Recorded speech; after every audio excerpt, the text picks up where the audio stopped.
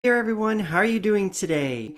I'm going to show you and talk to you about why some of you may be having a hard time keeping yourself entertained. My name's Angelo. I'm here to help you on your health and fitness journey by sharing with you my personal journey. Hopefully that will inspire you or take you to a place where you can go explore and have fun on your own. If you haven't already, please follow, subscribe, and like and support me in any way possible. And of course, give this video a like if you support and like what I'm giving you so I know that this is something that this kind of topics are interesting to you. Let's talk about this thing called exercise, right? And we think about exercise, a lot of you go into these programs and you get them from somewhere, someplace, and that's good and everything, but they're kind of bland, meaning you're doing the same exercises over and over and over again. And this can get tiring. Like, you're going to be doing this video, you're going to be popping in this CD. At first, it's exciting. But after week 3, week 4, in my case, after week 1, I'm kind of like bored with it already. So, how do I get around these things is doing what the professionals do. Now, I'm not asking you to perform like a professional, but I'm asking you to think about how to exercise like a professional, because if you actually watched what they did or studied what they did compared to what you're getting, it is completely different for the most part. Most of the time, you're just doing the same exercises over and over, same intensity, but you're trying to pick up the intensity over time. And eventually, you just get to the point where you're peaked out, right? But you keep going at it every single day. Every single day, you're doing the same things, trying to push in one more push up or whatever it is that they do to you. And then finally, you get to the point where, boom, you're just like, yeah, okay, nothing there. But if you looked at how a professional performs or trains and the way I train individuals when I coach them on running, it is completely different than what you probably experience. And the reason for that is we have to account for the way the body actually works and for the way that our mind works. And mind body combination can be very powerful. And if one of them goes down because we're not training properly, then we could end up in a problem, in a situation where we get burnt out. And the way most of you are training is set up to be burnt out. And what do I do? How do these professionals train? Here's what they do. They do cycles. They do seasons. And it's pretty interesting because once you put it all together and you do it the right way, it's actually pretty fun and really makes exercise entertaining. It makes it more interesting. You actually gain more, like you achieve more with that perspective or that approach, that strategy. And so, how seasons or cycles work is there's always like this sort of like easy, gradual peak. Oops, over the peak, and then it slowly comes down, and then you go flat again, and then you go back up, and so you're from here to there, you are sort of going up in an angle, but in there are like these like loops like that, okay? And so when you do that, you actually can change it up. So let me give you an example of what I do for myself for training, as well as for those who I train for running.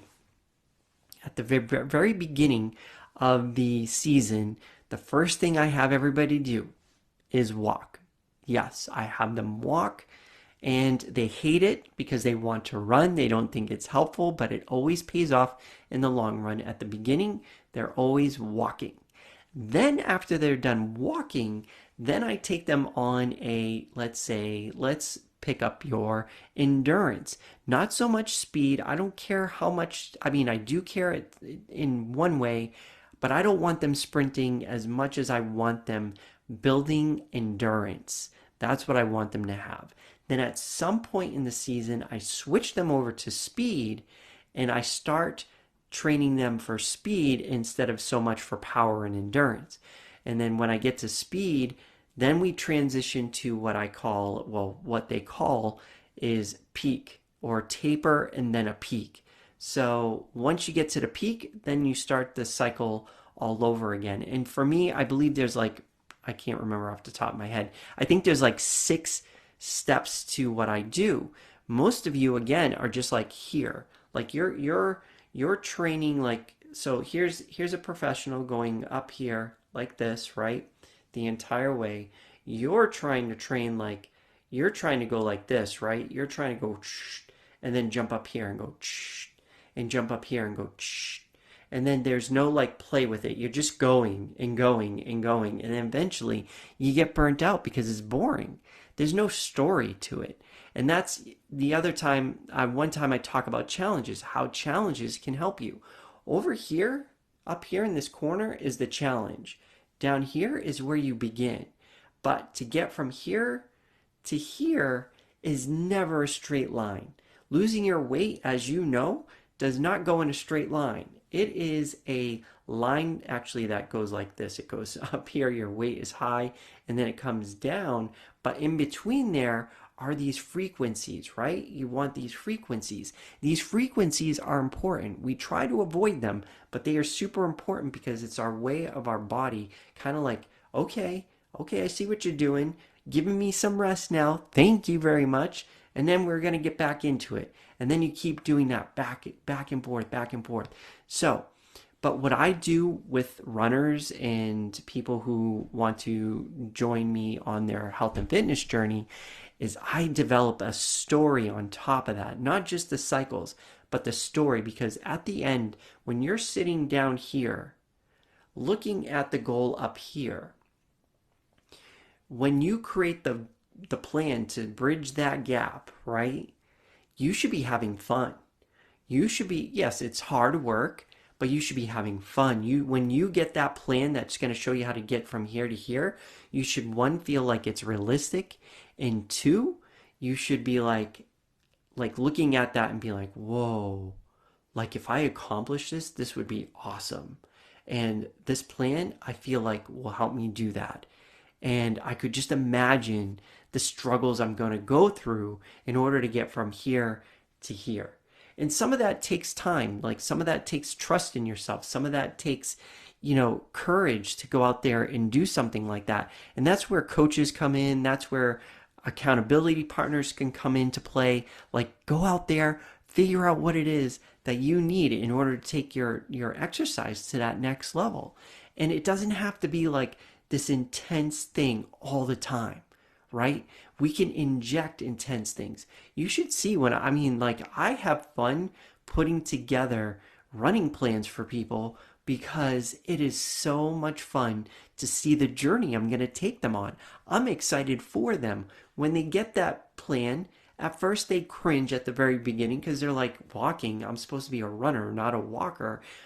But it all goes together. It's like a story, and it's like so amazing as you watch. For me, it's super amazing.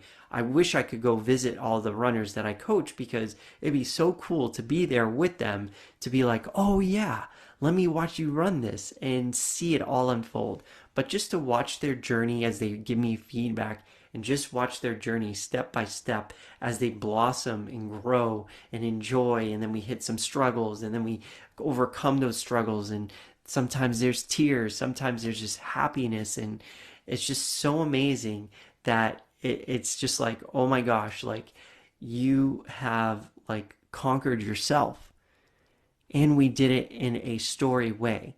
Because at the very end, what I love to do at the very end of the season, and even right before they do their number one challenge, whatever it is, we reflect back. And that is so powerful to look back at the journey that it took you to get to where you were today at that point. When you're over here, like right about to do that, and you're reflecting back on the journey that we went together on, oh my gosh, it's like amazing. You know how I know that? Because I do the same thing for myself, and I get excited when I get the plan because I'm like, oh my gosh, this is going to be so much fun. Yes, having struggles is not easy. Doing a hard workout where you feel like, why am I doing this sometimes? Yes, is not easy. You're sluggish, you're tired, whatever it is. That's part of the game. But there's stories that we can tell ourselves and be like, wow, imagine I got over this. Imagine I did this. Imagine just this one time, I just went a little bit further than I thought I could. What would happen? What would happen? So, as far as my journey goes right now, that's what I'm doing, right? I've been making it interesting, very easy, very small. What was it? Before Christmas, I was doing ECP, eccentric contraction program. Then I came into, what was it? This program here pretty much is what the group, the jump was. And this journey right here, I started with 1 minute exercise. You can go see it on TikTok. I do a 1 minute exercise, and then now I've upped it to 5 minutes. And then I'm going to keep growing and growing. And that's how we start making progress, and we have fun with it. And sometimes I may go backwards and do 1 minute, or I may go up to 30 minutes and another day do 5 minutes and just have fun with it. But cycles are important, going back to that, because you need to go from, or you don't need to, just figure out a way to make it easy for you to do a cycle. There should be an easy phase, an endurance phase, a hard, intense phase, and then go into your peak performance and then do the cycle over again, right? So maybe your goal is to run a 5K or a 3.1 mile race, right? So you put that out there, and then you say to yourself, okay, so I'm going to go walk until I can get to the 3.1 miles, right? You're walking until you can do that. So you're bringing up your endurance and your walking skills. Then you get to the point where you can start jogging, and you start eliminating slowly the walking and replacing it with running or jogging. Say it takes you 2 hours or an hour and a half, and I know that's a lot, but I'm just throwing an example out there. It takes you that long to walk. Then the next day, once you get into the next phase, you start chopping down. You replace minutes of your actual workout to go in there and start running and jogging. Then you start picking that up. Then, you go to the point where you might want to pick it up a bit. Do a little sprint here, do a little sprint there, do some strides. That's awesome to do. And those aren't like sprinting workouts. It's just like a quick, nice stride. I don't know how else to explain it except for to show you. And then you can go into your peak performance, and then you start the cycle over again. Maybe you do a week off, although that's sometimes a little dangerous. I'd rather you do some cross training, but something like that to mix it up and go through the story. And if you reach challenges or high points, low points, acknowledge them, record them, have fun with them, and then make sure that when you get to that point where you want to look back, you have a story to tell. Okay? So that's my tip for today. I hope you all have a good one. If you think this episode will help somebody, please let them know. Share this with them. If you like this one yourself, please give it a like and let me know. Anything that you would like me to do in the future, please let me know. And with that, I will see you tomorrow when we will talk about, I'm not sure what I'm going to talk about tomorrow. I kind of like wing it sometimes. Whatever happens in the day, it kind of triggers something. So with that, I will see you tomorrow.